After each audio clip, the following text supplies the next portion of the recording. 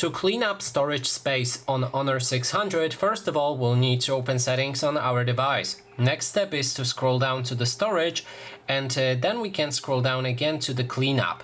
When you enter it, you'll be able to free up space with many different options, so let's describe them from top to bottom. So in recommended action, you may see different options, but in my case, I have junk files, so we can click on cleanup, which should remove any junk files from my phone. It cleared around 300 megabytes. Then there's unused apps. You can click on the cleanup, and then you will see which apps you haven't used for some time, and then you can select those apps and uninstall them if you want.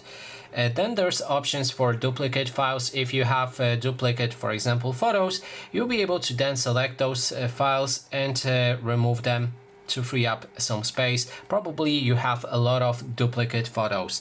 Then there's a cleanup by category. So you can see category of files like images, videos, audio, large files, apps, and installation packages. And you can select any of those categories which maybe you think that you need to remove.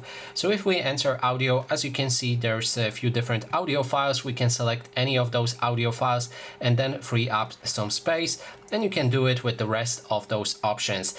And that is basically everything. Thanks so much for watching.